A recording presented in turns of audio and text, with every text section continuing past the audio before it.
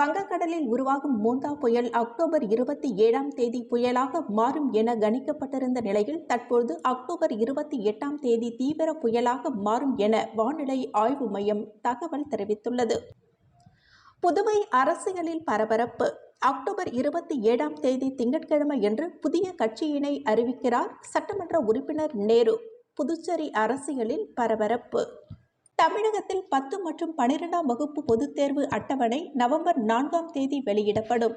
November 4ஆம் தேதி அனைத்து மாவட்ட கல்வி அலுவலர்களுடன் ஆலோசனை கூட்டம் நடைபெறும். ஆலோசனைக்கு பிறகு 10 மற்றும் 12ஆம் வகுப்பு பொதுத் தேர்வை அட்டவணை வெளியிடப்படும் என அமைச்சர் அன்பில் மகேஷ் தகவல். புதுச்சேரியின் ஏனாம் பகுதியில் 3 நாட்களுக்கு விடுமுறை.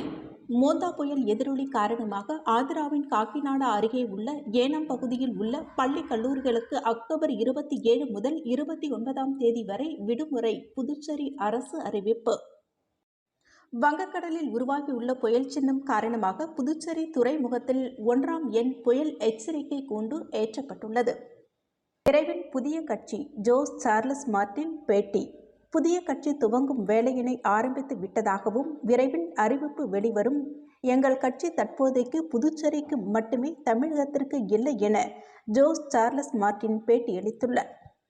கரூர் கூட்ட நெரிசலில் சிக்கி உயிரிழந்த 41 பேரில் 33 குடும்பங்களைச் சேர்ந்தவர்கள் தவேக தலைவர் விஜயை சந்திப்பதற்காக 5 பேருந்துகள் மூலம் சென்னைக்கு புறப்பட்டுச் சென்றனர். மதுவுக்கு உள்ள பாதுகாப்பு நெல்லுக்கு இல்லை. நாம் தமிழர் கட்சி ஒருங்கிணைப்பாளர் சீமான் பேச்சு. புதுவை தட்டாஞ்சாவடி தொகுதி சின்னையான்பேட்டையில் குண்டும் குழியுமாக சேரும் சகதியுமாக உள்ள சாலையினை சரி செய்ய வலியுறுத்தி இந்திய கம்யூனிஸ்ட் கட்சி சார்பில் கையெழுத்து இயக்கம். புதுச்சேரி கடற்கரை நகராட்சி எதிரில் ஒரு வாரமாக குப்பைகள் எடுக்காமல் துர்நாற்றம் வீசி வருகிறது. நோய் தொற்று ஏற்படுவதற்கு முன்பாக இதனை நகராட்சி ஊழியர்கள் அகற்றி விரைந்து நடவடிக்கை எடுக்க வேண்டும் என சமூக ஆர்வலர்கள் மற்றும் பொதுமக்கள் வேண்டுகோள் விடுத்துள்ளனர்.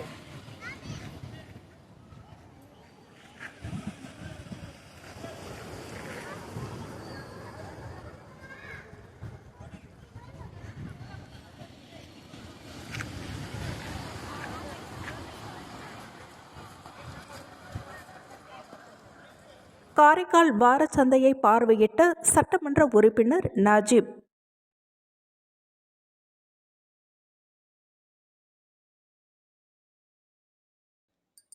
தென்கிழக்கு வங்கக்கடலில் நிலவும் ஆழ்ந்த காற்றழுத்த